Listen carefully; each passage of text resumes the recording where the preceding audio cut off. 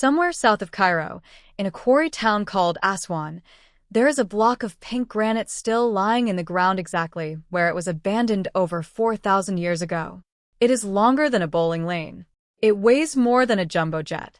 And it has a crack running through its length that stopped an entire ancient workforce cold, mid-cut, and made them walk away. That block is called the Unfinished Obelisk, and it is one of the strangest objects on Earth, not because it's mysterious, but because it's the opposite. It's a crime scene with all the evidence still in place. You can see the exact tool marks. You can see the exact technique. And what it shows us doesn't answer the question of how the Egyptians built what they built. It only makes the question sharper. Here's the hook. For over a century, engineers, stonemasons, and metallurgists have quietly pointed at the interior chambers of the Great Pyramid and said some version of the same sentence. This shouldn't be possible with the tools we think they had. Not aliens. Not a lost supercivilization. Just a plain, uncomfortable engineering problem that has never been fully resolved, sitting in plain sight, inside the most studied building on the planet. Let's start with what we actually know, because the real history is already remarkable enough without exaggeration. Around 2560 BCE, during the reign of Pharaoh Khufu, the ancient Egyptians began construction on the Great Pyramid of Giza.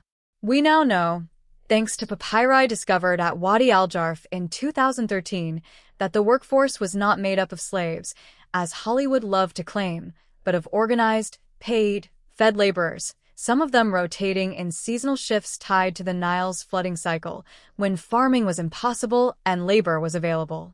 These workers lived in a nearby town with bakeries, breweries, and medical care. They quarried local limestone for the bulk of the structure and floated massive granite blocks nearly 500 miles down the Nile from Aswan for the interior chambers. They used copper tools, wooden sledges, ropes, and almost certainly a combination of ramps and levers, though the exact ramp system is still debated. It took an estimated 20 years and remains one of the greatest logistical achievements in human history. That story is true. It is also, when you get close enough, incomplete. The problem starts with the granite. Copper is a soft metal. You can scratch it with your fingernail if you press hard enough. Aswan granite, by contrast, is packed with quartz crystals and ranks among the hardest common building stones on Earth. Modern experimental archaeologists, people who have spent years trying to physically replicate ancient Egyptian techniques using only tools from the correct era, have shown that copper chisels can indeed cut granite, but only with the help of an abrasive, likely quartz sand, used almost like a cutting slurry. It works, but it is agonizingly slow, and it does not naturally produce the kind of ultra-flat, mirror-polished surfaces found inside the king's chamber, where some granite faces are flat to a tolerance that modern machinists would recognize as respectable even today. Then there are the holes. Deep inside several Old Kingdom sites, archaeologists have found granite cores, cylindrical plugs of stone removed during drilling, with spiral striations cut into their sides. British engineer and Egyptologist Dennis Stocks spent decades trying to reproduce these marks using reconstructed Bronze Age drills tipped with sand abrasive, and he succeeded, proving it is physically possible without advanced metallurgy. But his experiments also revealed just how much time, force, and skilled labor each hole required, and how much finer some of the surviving original examples are compared to his best replicas. It's not proof of a lost technology. It's proof that whatever they were doing, they had become extraordinarily good at doing it. This is the tension at the heart of the mystery.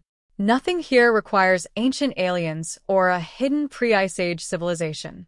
But it does require us to admit that a huge amount of Old Kingdom engineering knowledge, the specific techniques, the specialized tools, the accumulated tricks passed master to apprentice over generations, has simply been lost.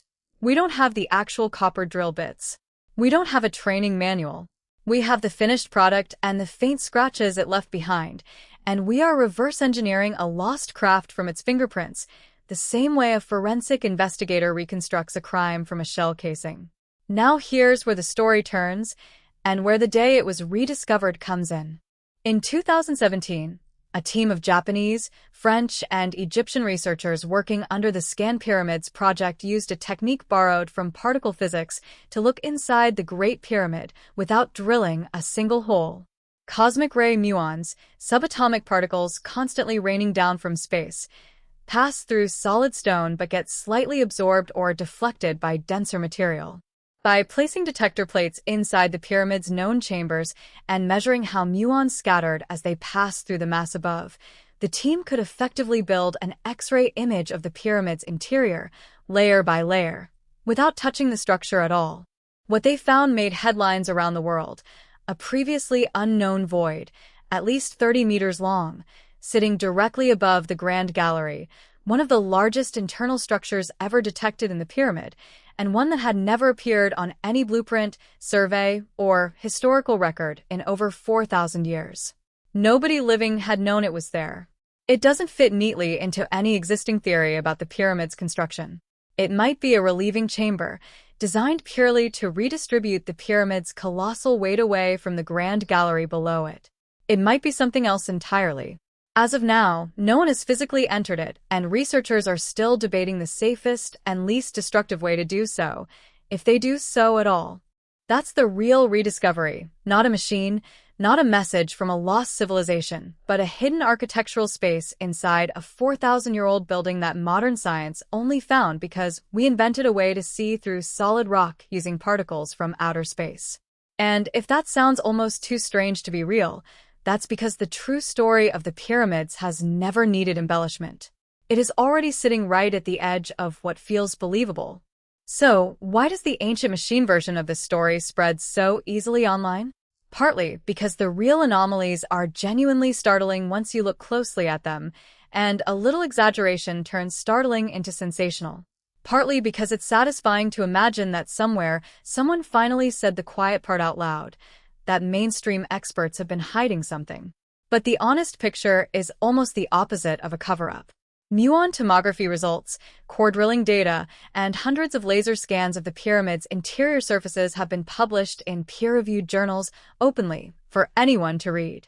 Egyptologists and engineers argue about interpretation constantly, in public, at conferences, in footnotes. The disagreement isn't being hidden. It's the normal, slow, unglamorous process of science working through a genuinely hard problem, one measurement at a time. There's also a persistent claim worth addressing directly, because it circulates constantly, that artificial intelligence has analyzed secret pyramid data and concluded a lost advanced civilization built these structures before Egyptian history began. No credible peer-reviewed study exists showing this. AI tools have been used in Egyptology for image analysis, for pattern matching in muon detector data, for reconstructing damaged inscriptions, but always as instruments pointed at a specific narrow question, under human supervision, with results published for scrutiny. An AI model has no ability to walk into an archive, absorb everything, and hand down a verdict free of bias, because every model reflects the data and framing it was given. Treating a machine's output as an oracle beyond question is exactly the kind of thinking good research is built to resist, whether the researcher is human or artificial. None of this makes the real story boring. If anything, it should make you more impressed with the actual Egyptians, not less.